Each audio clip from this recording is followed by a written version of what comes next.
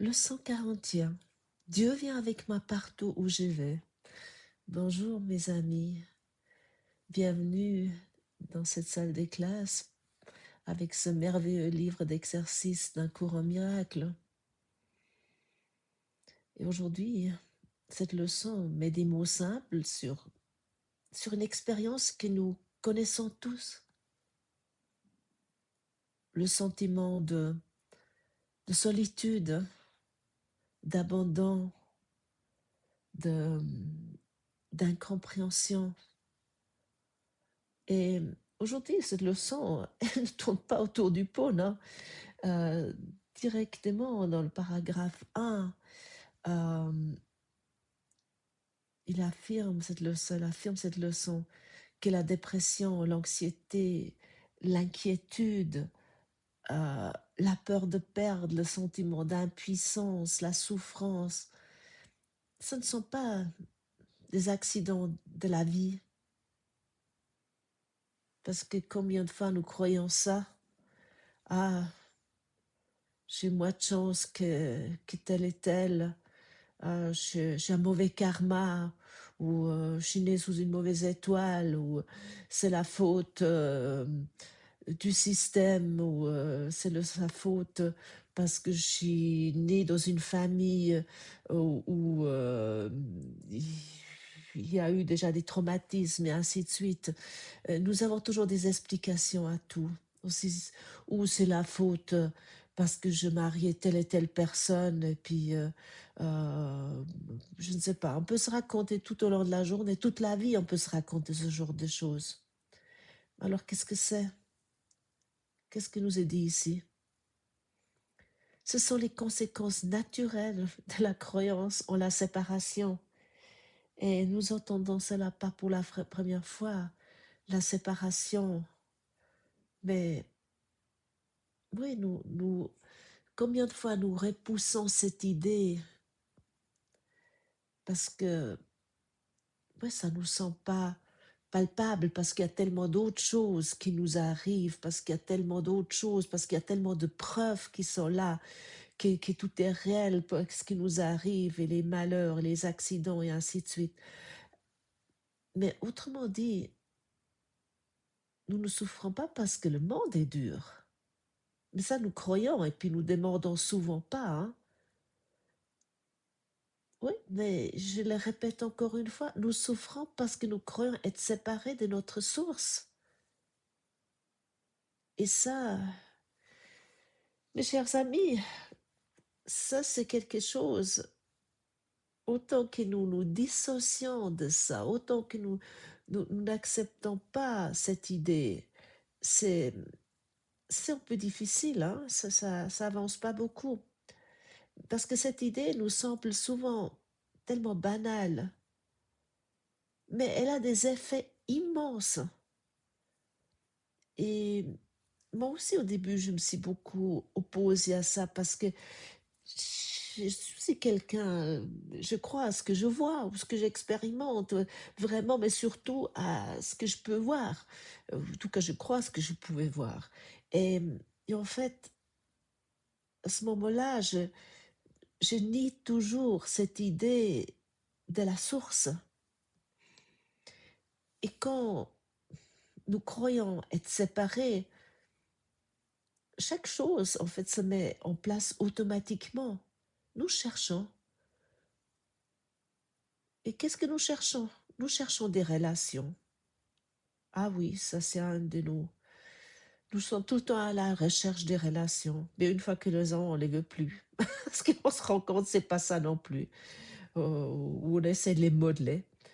Et nous cherchons aussi la reconnaissance. Ah, c'est tellement important, la reconnaissance. Peu importe. Même si c'est par la maladie ou par même la reconnaissance par des drames.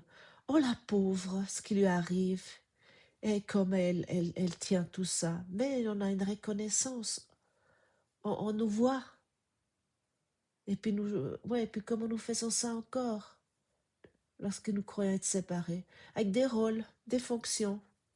Ah, j'ai ce rôle-là. Ah, j'ai réussi à être directrice. ou j'ai réussi à faire ça, ou je suis la meilleure mère, ou la meilleure grand-mère, ou ah, mais qu'est-ce que je suis fabuleux comme père. Ah, je fais tout pour mes filles. Et qu'est-ce que nous cherchons quand en tant qu'être séparés? La sécurité. Ah oui, nous faisons tout. Même nous contractons des assurances ou nous mettons de l'argent de côté. Euh, nous sommes économes ou des projets.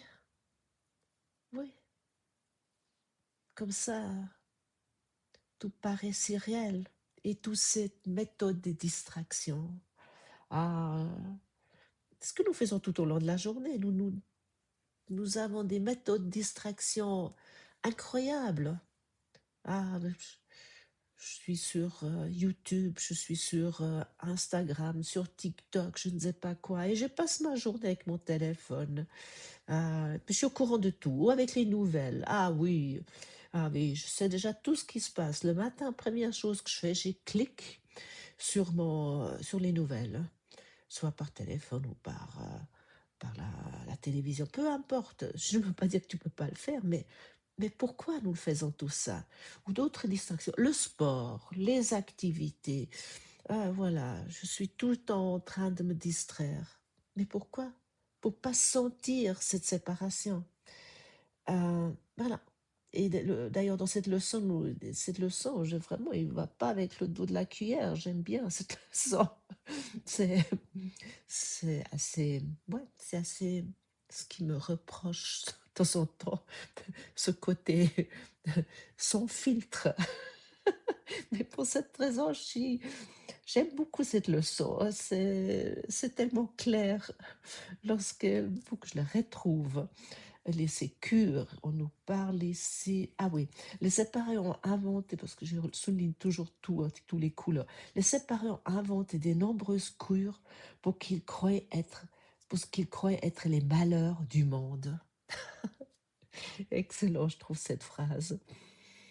Euh, mais il ne s'agit pas ici de juger ces stratégies. Au fond, c'est profondément humaine.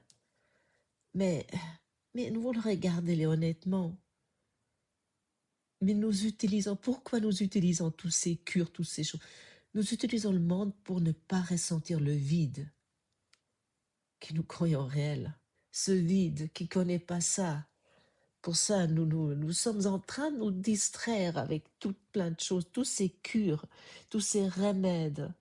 Euh, et puis on a chacun nos recettes pour ça. Et le problème n'est pas que ces méthodes ne fonctionnent pas assez bien. Le problème, ce n'est que nous ne remettons jamais en question la réalité du problème lui-même. Nous nous arrêtons pas, nous sommes courants comme des cinglés dans tous les sens pour, pour résoudre. Et si un problème a soit ils ont disparu, à l'autre qui apparaît, euh, et tant que le problème est mal posé, aucune solution ne peut fonctionner. Et pourquoi nous souffrons? Nous souffrons parce que nous croyons que les relations avec les corps sont plus réelles que notre relation avec Dieu. J'ai beaucoup réfléchi sur cette leçon et je connais très bien autrement je ne pourrais pas vous en parler, hein, cette souffrance. Parce que nous croyons tellement réelles ces relations avec le corps. Nous les croyons plus réelles que notre relation avec Dieu. Et pourquoi? Parce que là, je reviens à nouveau aux cinq sens, parce que nous les voyons, c'est palpable, ça a l'air d'être tellement réel, euh, que notre relation avec Dieu, oui, on se dit souvent, mais il est où? Parce qu'en fait, on a cette image qu'on a créée que c'est un être de, de préférence de sexe masculin. C'est notre idée qu'on a projeté depuis très longtemps sur Dieu, euh, y compris sur Jésus. C'était un homme, mais en fait, non. Jésus, pour ça, on parle ici dans ce cours aussi encore du Fils des dieux, mais en fait, c'est pas ni la fille ni le Fils des dieux. Nous sommes un. Nous ne sommes pas un corps, mais nous crochons tellement et nous souffrons tellement à cause de cette relation du corps qui nous défendons bec et ongle.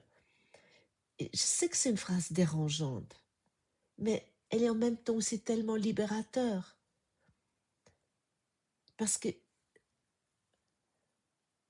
si nous sommes honnêtes, la paix n'a pas de forme, l'amour n'a pas de forme, même si nous essayons sans cesse de coller ça sur des corps, que l'amour, euh, c'est c'est une forme.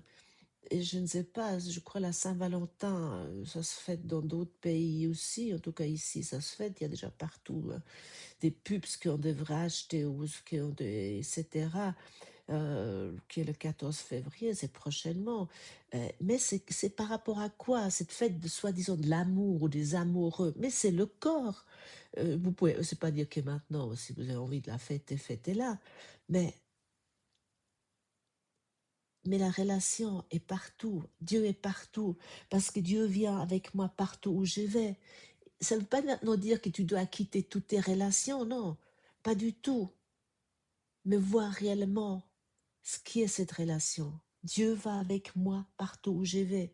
Donc il est aussi dans l'autre. Il est partout. Et il n'est pas dans un corps.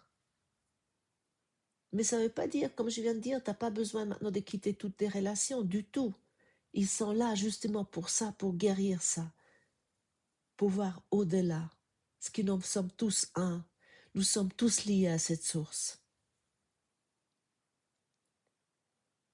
Mais c'est pas, je veux pas dire que les relations sont mauvaises, mais c'est juste ce que je dis avec cette phrase, nous souffrons parce que nous croyons que les relations avec les corps sont plus réelles que notre relation avec Dieu.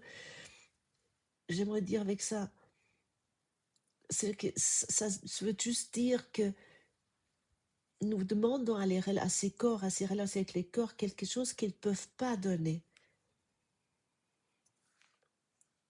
Et nous demandons ainsi, avec ces relations avec les corps, de nous confirmer que nous existons, de maintenir cette idée du corps tout le temps, de nous protéger de la solitude. C'est ça que nous avons tellement d'attentes avec ces corps. Nous voulons tout le temps obtenir quelque chose, de nous rendre heureux, de réparer nos manques conscients, ou je ne sais pas, de ce que tu te racontes. Regarde ça pour toi. La liste est très longue souvent. Et quand ils échouent, tout ça, toutes nos attentes, parce qu'ils échouent toujours à faire cela parfaitement.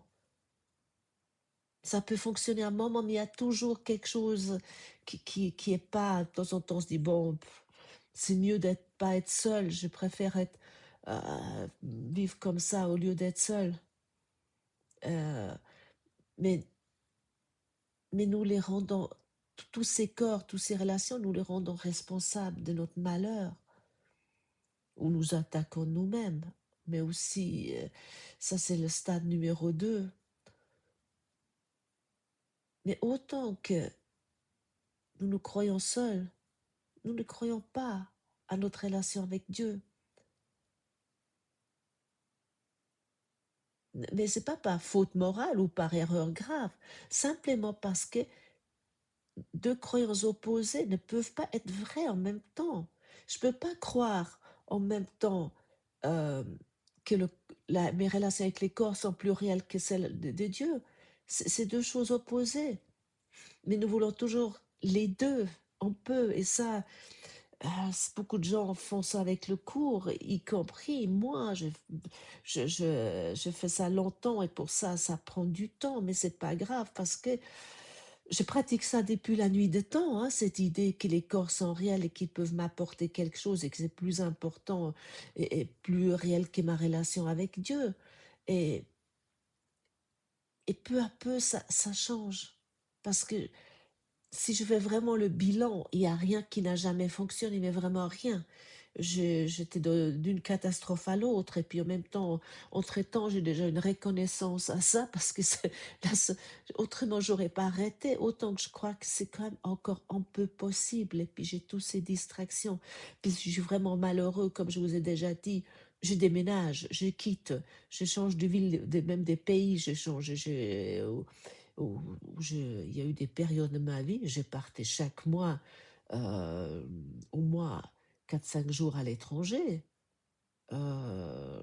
Ouais, vous allez peut-être me dire, c'est pas très écologique, mon bilan écologique est pas très bon, était pas très bon, mais c'était la fuite tout le temps. Lorsque je supportais plus ces corps, alors voilà, je pars.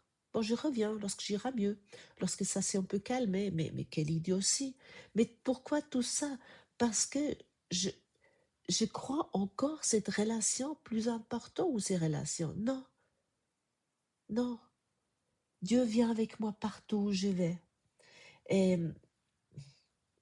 cette leçon 41 ne cherche pas à nous convaincre intellectuellement. Elle pose une idée presque comme une expérience à envisager. Oui, c'est une expérience et pour cette raison, nous sommes demandés à faire ça. Pour ceux qui ont vraiment déjà lu cette leçon, je vous la conseille fortement. Elle est vraiment fabuleuse, hein. Elle a tellement de clés là-dedans. De faire cette leçon, pratiquer cela une fois par jour et des préférences le matin au lever. Mais si tu n'as pas réussi ça, c'est pas grave, fais-la le soir si tu ne réussis pas à la faire le matin. Maintenant, tu vas pas te dire, bon, moi, j'ai pas réussi ça parce que j'ai pas le temps, j'ai autre chose à faire, j'ai des enfants à préparer et puis je ne sais pas quoi. Non, prends ça pas comme excuse, fais-la lorsque tu as un moment. Et c'est vraiment de, de- et Dieu nous connaît tellement bien. Et il est tellement, Jésus qui a écrit ce cours, il est tellement doux avec moi. Il connaît notre résistance. Euh, il sait qu'il y a plein d'obstacles que nous mettons ici. Et si Dieu vient pas avec moi partout où je vais, c'est une conséquence logique. Je- Nous ne pouvons jamais être privés de notre parfaite sainteté parce que notre source va avec nous partout où nous allons. Où nous ne pouvons jamais souffrir réellement parce que la source de toute joie va avec nous. Et nous ne pouvons jamais être seuls parce que la source de toute vie va avec nous. Rien ne peut détruire la paix de notre esprit parce que Dieu va avec nous partout où nous allons. Et ça ne sont pas des affirmations poétiques, ça sont des corrections de causes. Et si la cause de la souffrance est la séparation, alors la reconnaissance de la présence constante de Dieu annule la cause. Et donc les effets, ça c'est pas fabuleux, non? Et là justement dans le paragraphe 5, Jésus nous dit quelque chose d'essentiel qui est souvent oublié. C'est écrit, nous comprenons que tu ne crois pas tout cela.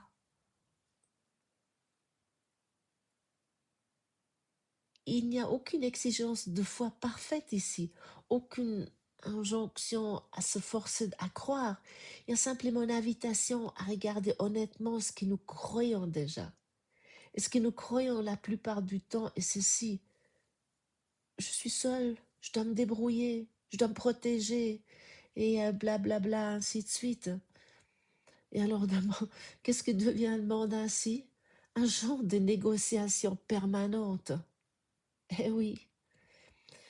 Et les prochaines leçons parlent du bonheur auquel nous avons droit.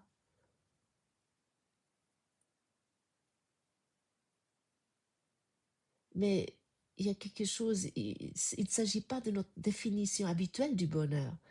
Dans le rêve de la séparation, le bonheur signifie maintenir une identité individuelle séparée ou utiliser les autres pour satisfaire nos besoins, obtenir ce que nous pensons vouloir.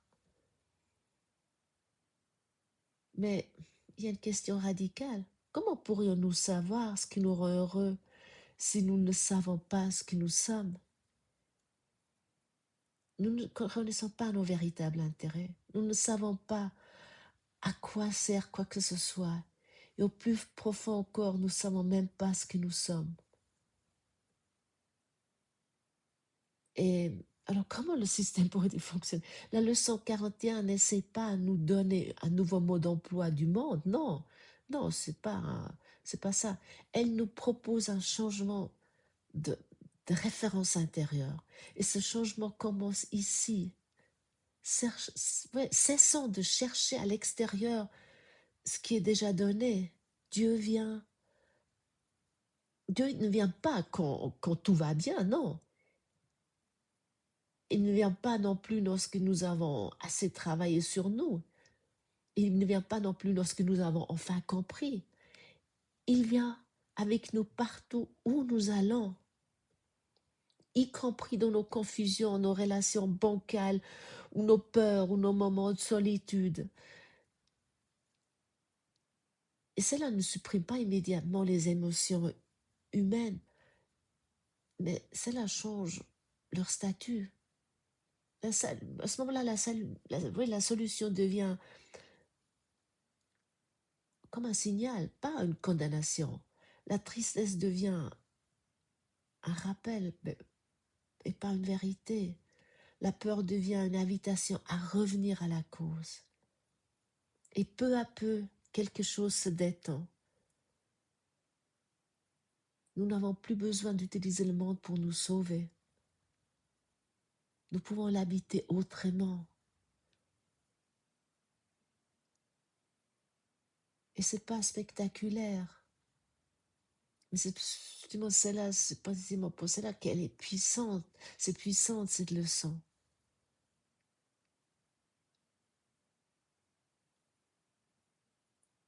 Parce que si Dieu vient avec toi vraiment partout où tu vas, alors tu n'as rien à prouver, j'ai rien à prouver, on n'a rien à défendre, rien à mériter. Euh, et c'est là où le bonheur commence. Il commence lorsque nous cessons de demander au rêve ce que seule la vérité peut donner. Alors, nous sommes invités à pratiquer cette leçon une fois par jour pendant 5 minutes, mais autrement tout au long de la journée. Et c'est tellement libérateur de faire cela. Donc, pratiquons ensemble et je vous retrouve demain.